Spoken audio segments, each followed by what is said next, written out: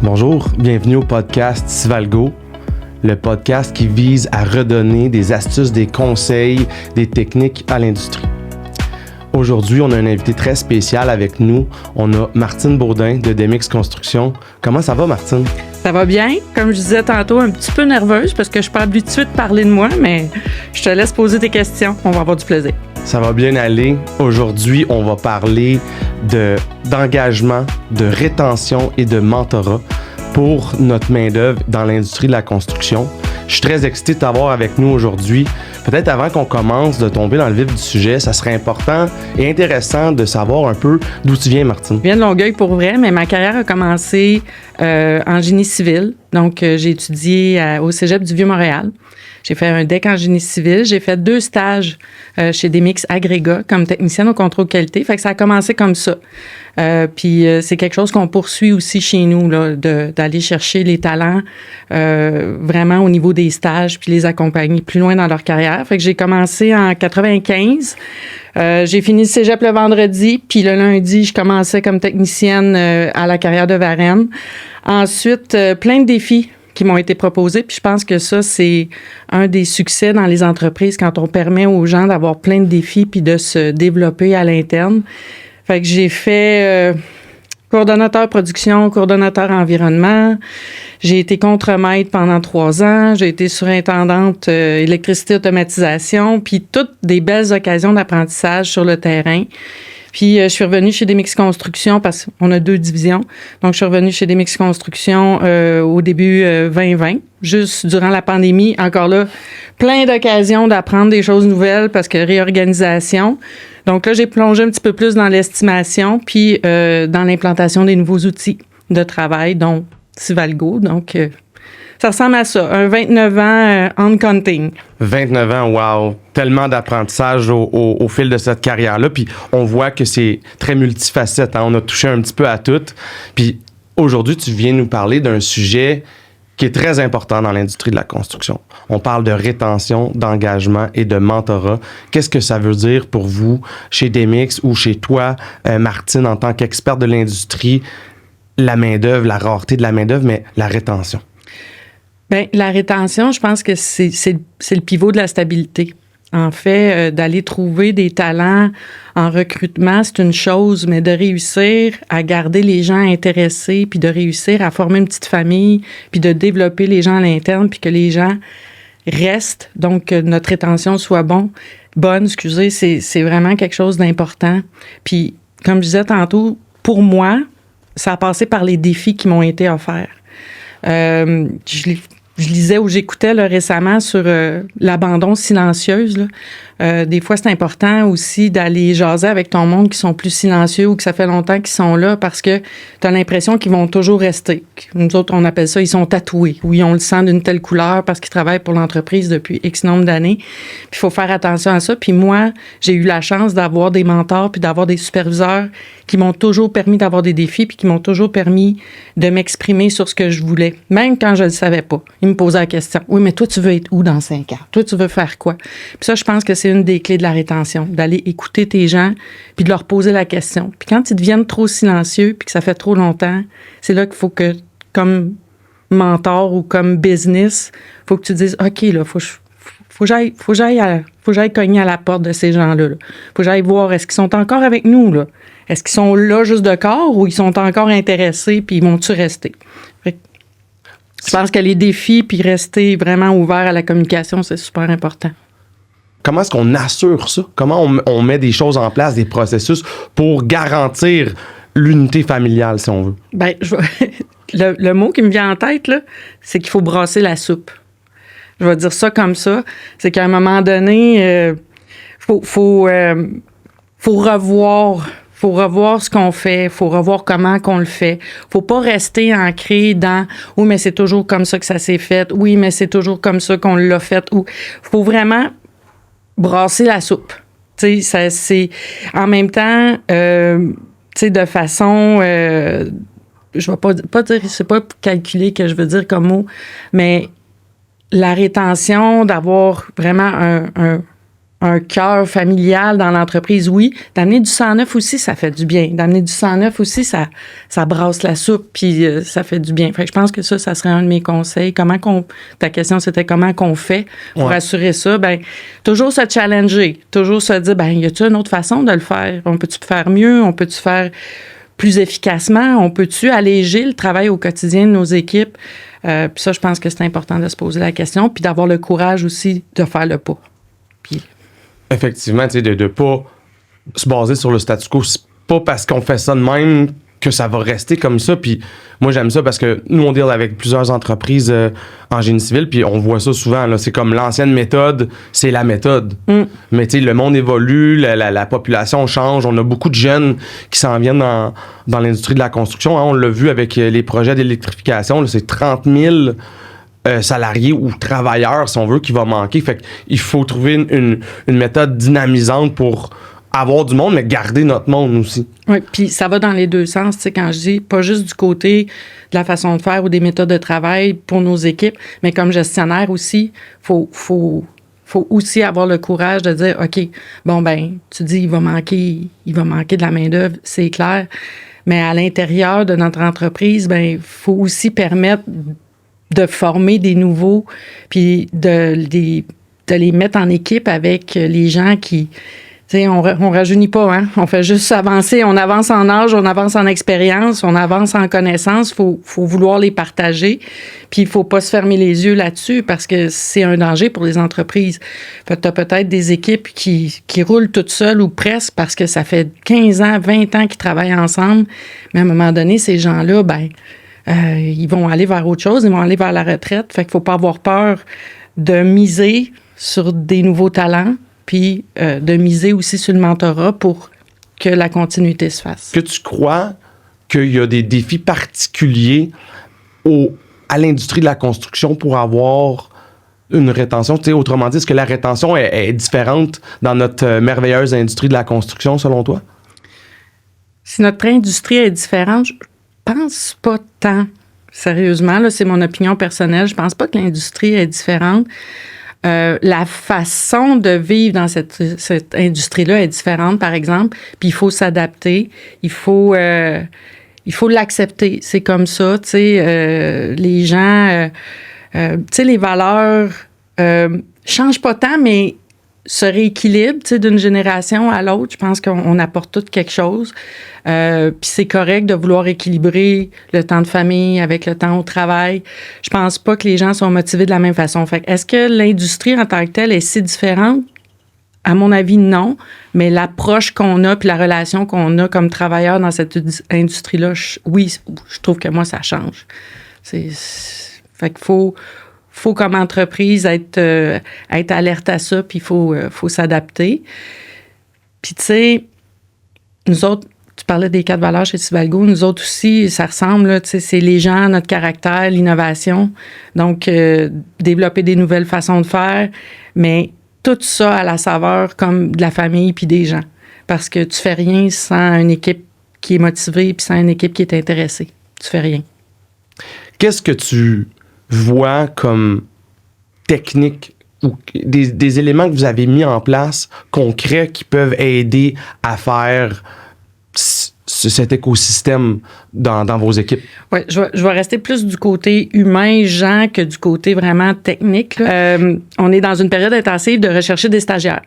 Puis nous autres, ce qu'on voit, c'est il y a un bénéfice certain, pas juste à faire aux stagiaires qu'est-ce qui est plate de faire. Nous autres, on travaille vraiment à ce que les stagiaires aussi nous expriment leurs attentes, ce qu'ils voient, ce qu'ils espèrent retirer de leur stage avec nous. Donc, on a bâti une équipe avec un de nos directeurs de projet, puis notre analyste d'affaires, qui, dans le fond, qui fait le lien avec les équipes de projet puis les équipes finances. Puis ces deux personnes-là, vraiment, sont à l'écoute. Puis au fur et à mesure que les stages arrivent puis que les gens s'imbriquent dans l'équipe, bien, ils sont très alertes à leur trouver des nouveaux défis. Puis donc, c'est vraiment de partir avec, encore là, l'écoute, avec l'agilité, avec le courage de laisser les gens, puis d'accepter Ça, c'est une autre affaire super importante, je pense, d'accepter que les gens font des erreurs. Puis c'est correct, puis de les accompagner. Il y a un des conseils que j'ai eu très, très tôt dans ma carrière, c'était c'est mieux de prendre une mauvaise décision que pas de prendre de décision du tout. Parce que, surtout en construction, je pense que si tu restes dans le néant, c'est pas juste toi qui es stagnant, c'est toute une équipe. Puis ça, quand on partage, quand on a confiance dans l'équipe, ben ça nous donne la liberté de faire un choix, peut-être de se tromper, puis d'avoir l'humilité de dire, OK, là, je me suis trompé, puis on va recommencer. Donc, c'est aussi ça, d'accepter que les nouveaux s'intègrent, fassent des erreurs, on les accompagne. OK, qu'est-ce qu'on aurait pu faire de différent, puis qu'on va vers l'avant. Puis maintenant, par rapport à la main-d'œuvre, fait que là, on parle du staff administratif, on parle des gens plus en gestion au bureau, au chantier. Y a-tu d'autres techniques concrètes pour faire de l'engagement avec les troupes, si on peut dire? Bien, tu sais, il y a toujours... C'est sûr que le succès de l'entreprise compte dans l'engagement des employés qui sont horaires. Tu sais, c'est une réalité. La période de construction au Québec est quand même assez restreinte, là. Tu sais, c'est pas quelque chose... C'est pas toujours 12 mois par année. Donc, c'est sûr que d'avoir du succès, puis d'avoir, comme on dit, là, je vais prendre un terme anglais, mais tu sais, d'avoir du backlog dans ce qui s'en vient comme projet, c'est sûr que ça aide à la rétention. Mais d'assurer aussi qu'il y ait un échange quotidien, continu entre les équipes de gestion puis les équipes d'opération, c'est super important. Puis je pense que ça aussi, ça passe par de la communication. Puis je pense que ça aide aussi à leur rétention. Nous autres, on a des beaux succès. Tu sais, on a presque 80% de notre personnel d'année en année là, qui attend, entre guillemets, de revenir avec nous. Puis ça, on se considère excessivement chanceux. Ça nous rend très fiers aussi quand ces personnes-là qui sont avec nous autres depuis 10 puis 15 ans amènent des références, amènent leurs enfants. On en a. Donc ça, c'est super valorisant. Puis on le sait qu'en même temps, quand on va intégrer des nouvelles personnes, nos valeurs vont se poursuivre aussi. Fait que je pense qu'il faut pas les oublier. C'est pour répondre à ta question, OK, on a parlé du côté plus administratif, mais les gens qui sont terrain, il faut pas oublier qu'en bout de ligne, là, c'est eux qui ont le travail sur les épaules, puis c'est pas au sens figuré, là, c'est presque au sens propre, là. Donc, c'est eux autres qui vont pelleter, c'est eux autres qui vont faire les horaires un peu atypiques, pour pas utiliser un mot qu'on va éditer, mais c'est ça la réalité. Fait que c'est quoi qui les intéresse? Quand ils proposent quelque chose, faut les écouter aussi. Je suis peut-être un petit peu idéaliste, là. Il y en a qui vont me dire que j'ai mon costume de licorne, mais moi, je pense que ça passe par ça. Toi, qu'est-ce que tu vois dans l'industrie par rapport à ça? Je sais pas si c'est un aperçu d'autres entreprises ou qu'est-ce que tu vois de positif ou de négatif, mais encore là, notre but aujourd'hui, c'est de donner des conseils. Fait que, tu sais, si tu as des conseils supplémentaires aux entrepreneurs à donner, tu sais, c'est pas tout le monde qui est avancé comme vous autres. T'sais. Il y a des entreprises qui des fois, savent pas trop comment s'y prendre, puis il faut commencer à quelque part. T'sais.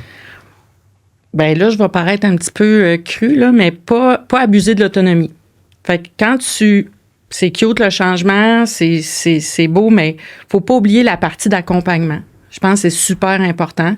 Puis là, je vais prendre en exemple Sivalgo qu'on utilise. Ce qui a fait notre succès, c'est que on a vraiment à l'interne dédié des ressources pour cette période-là d'implantation. Puis il faut pas se leurrer, c'est pas une affaire qui prend 2 semaines ou 3 semaines. Peu importe, là, ça n'a rien à voir avec l'outil en tant que tel. C'est tout changement. Que ce soit un outil, que ce soit une méthode de travail, que tout changement, faut s'attendre, faut accepter, puis il faut pas essayer de courir puis passer à travers cette période-là d'adaptation en pensant que ça va être magique, là. Tu sais, c'est pas 2 semaines, c'est une couple de mois puis des fois 1 an parce qu'il faut faire un cycle au complet. Fait que ce que je vois ou le conseil là, c'est vraiment prendre prendre le temps, être patient, puis avoir des gens qui sont là pour accompagner. Parce que l'humain va toujours rester l'humain. L'humain va prendre le chemin le plus facile.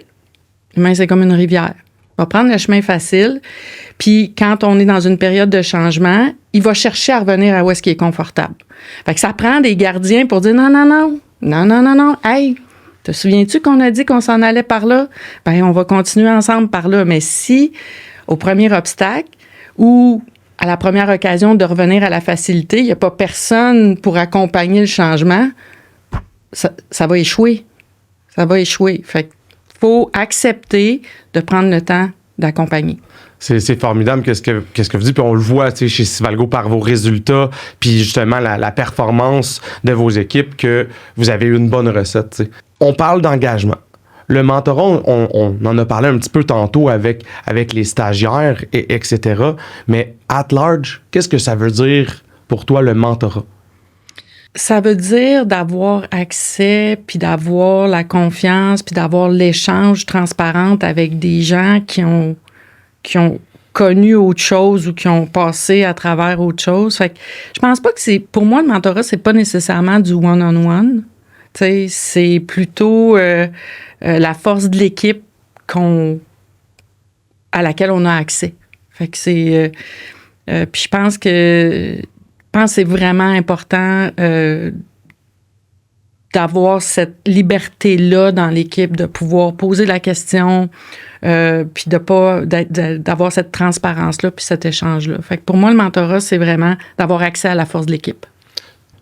Si je peux me permettre, Martine, je voulais comprendre davantage l'implication. Je voulais creuser sur l'implication, puis peut-être avoir des exemples de l'implication qui mène à l'engagement, puis au mentorat, puis à la réussite de la rétention de la main-d'œuvre. As-tu des petits conseils à nous donner au niveau de l'implication? J'en ai un. Il est super récent. Puis tu sais, quand je disais transparence, confiance, quand on a ça dans l'équipe, l'exemple que je vais donner, c'est que là, j'occupe un poste, un nouveau rôle, partenaire d'affaires ressources humaines depuis 3 semaines. Félicitations. Merci. Ça fait... j'ai eu une semaine de sentiment d'avoir l'impression de pas être à ma place parce que mon parcours est plus technique. Tu sais, mon parcours est contrôle qualité, service technique, donc de m'en aller aux ressources humaines, mais plein de bons commentaires. L'exemple que j'ai, c'est mon rôle à moi, là, bien concrètement. Je reçois plein de CV, là. C'est mon rôle à moi de faire le premier screening. D'avoir un collègue qui me dit « Ouais, ça semble être lourd, tu sais, ça semble être pesant, il va en avoir beaucoup. » Puis d'être capable d'y exprimer « Oui, puis j'ai peur de manquer ou j'ai peur de passer à côté comme le candidat. » Ben, dis-moi, j'aurais un peu de temps à t'offrir, là. Je sais qu'est-ce qu'on recherche, ben je peux peut-être te donner un coup de main. Tu sais, d'avoir cet échange-là, puis que les gens acceptent de faire tomber un petit peu le mur de leur rôle et responsabilités. Ceci étant dit, c'est important. C'est important que le rôle puis les responsabilités des gens soient clairs, mais c'est aussi important qu'on accepte un peu de faire éclater ces cloisons-là pour le bénéfice de l'équipe. Fait que ça m'a beaucoup touché que mon collègue m'offre ça de façon spontanée, puis moi, de me sentir un peu coupable, mais finalement, d'accepter l'aide aussi. Parce que lui, il me l'offre, puis je pourrais, par orgueil mal placé, dire non, c'est à moi. C'est moi qu'il faut qu'il s'en occupe. Puis d'agir comme ça, ben, t'agis pas pour le bien de l'équipe, t'agis pas pour le bien de l'entreprise, t'agis pour le bien de ton orgueil personnel. Donc, l'humilité, faire éclater ton orgueil, accepter l'aide, lever la main quand t'as besoin d'aide, je pense que c'était mon exemple concret sur... Tantôt, on a parlé d'un défi. C'était un défi technique. On a parlé de Civalgo puis de son implantation, mais moi, ce que j'étais intéressé de savoir, c'est dans la rétention, l'engagement, y a-tu des processus puis d'autres outils peut-être qui ont aidé ou participer à un certain succès, parce que ça se fait pas tout seul. Là. C'est pas genre on met le poing sur la table et dit on va avoir une bonne rétention puis une belle culture d'entreprise, tout le monde va rester avec nous autres pendant 25 ans. Oui, il y en a. Puis c'est tellement simple, il faut juste le faire. Répondre aux questions très, très quotidienne d'un employé? Où est-ce que je peux faire mon compte de dépenses? Y a-t-il quelqu'un qui peut m'aider avec mes assurances? Puis ça touche peu importe le type d'employé, là. Qu'il y ait une réponse, puis qu'ils peuvent se référer, puis surtout les nouveaux employés. Fait que dans le fond, tout ce qui est intégration. Passez du temps à bien intégrer vos gens. Puis nous, on fait le 3, dans le fond, le 3-6-9. Là. Donc, on le fait, on va le faire encore plus. C'est quoi ça, le 3-6-9? 3 mois, 6 mois, 9 mois. Intéressant. Donc, est-ce que c'est ce que tu t'attendais? Est-ce qu'on peut faire plus pour ta compagnie? Est-ce que, donc, d'aller prendre le pouls des nouveaux, mais aussi d'aller prendre le pouls de ceux qui restent. Puis, tu sais, donc, mais l'intégration, là, pas juste dire « Ah, bonjour, c'est ta première journée », puis après ça, c'est comme si on laissait les gens tout seuls dans le dédale. Parce que techniquement, souvent, ces personnes-là, on les embauche parce qu'ils répondent aux critères techniques. Mais, tu sais, est-ce que... Ça aussi, c'est quelque chose que j'ai vu récemment, puis je suis sûre que je suis pas la seule, là. Tu sais, entre le skill ou le côté technique, puis entre le niveau de confiance que tu peux faire puis que tu établis, là, bien, souvent... Dans notre industrie puis dans plusieurs autres, tu sais, on mesure très, très bien le niveau de compétence. T'sais, on mesure très, très bien, OK, est-ce que sa compétence est bonne? Est-ce que techniquement, il répond aux attentes puis tout ça? Mais est-ce qu'il est encore avec nous? Est-ce qu'on se fait confiance mutuellement? C'est plus flou. Fait que d'avoir comme un suivi comme ça, 3, 6, 9, puis d'aller voir, là, d'aller sentir, ben est rendue où cette personne-là dans son niveau de confiance par rapport à l'entreprise? Mais je pense que ça aide. Tu veux pas nécessairement juste des tops techniques. Tu veux des gens qui vont être ouverts à apprendre. Fait que même s'ils sont pas les tops techniques, mais si la confiance est là, ça va bien plus loin. Fait que l'intégration. Il y a beaucoup de choses là, dans ce que tu viens de dire. Parce que les top techniques, c'est eux qui connaissent bien, on parle de tout domaine confondu, c'est eux qui connaissent bien leurs affaires, mais des fois, c'est la personne d'ouverture d'esprit qui amène les nouvelles techniques. Fait que ça prend encore là cet équilibre-là. Puis le 3-6-9, c'est un autre bel exemple d'engagement, ça. Puis d'implication. T'sais, on en a parlé tantôt dans la communication. On délègue pas quelque chose. Puis après ça, tu pars sur ton projet solo. Là. C'est pas comme ça qu'on réussit. C'est avec la force de l'équipe. Vous avez intégré des outils technologiques dans le passé. Puis notamment Sivalgo, c'est une technique, ça, le 3-6-9, qui a permis une certaine réussite du projet? Ben... Oui, en fait, je reviens d'avoir des gens dédiés, puis que ça soit pas juste centré sur une personne. Chez nous, ben il y avait plusieurs personnes qui étaient devenues des utilisateurs champions qu'on appelle. Fait que quand tu poursuis dans le temps avec des références comme ça, ben les nouveaux continuent à arriver, mais l'échange reste là pareil. Hey, moi, je suis pas disponible, mais lui, il peut t'aider ou elle peut t'aider. Fait que l'échange reste là en continu. Ça, c'est super important. Fait que l'importance d'avoir une bonne culture, des bonnes valeurs, mais aussi une bonne communication au sein de l'entreprise. Des gens qui veulent aider.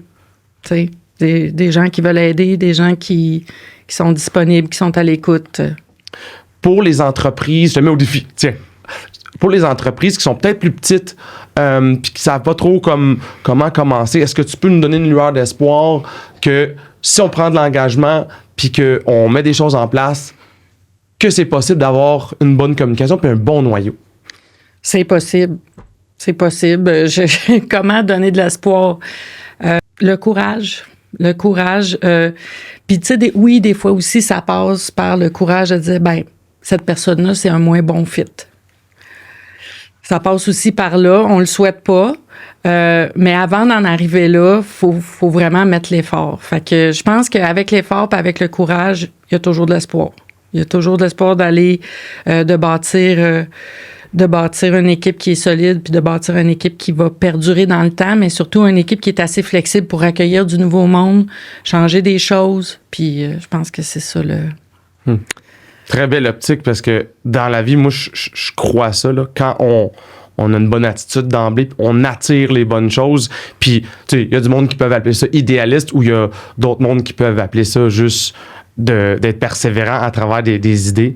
Moi, j'ai beaucoup apprécié apprendre avec toi, Martine, aujourd'hui de la rétention, de l'engagement, puis des solutions, des techniques, des astuces d'engagement qui ont tendu justement à une réussite dans votre entreprise chez Demix Construction.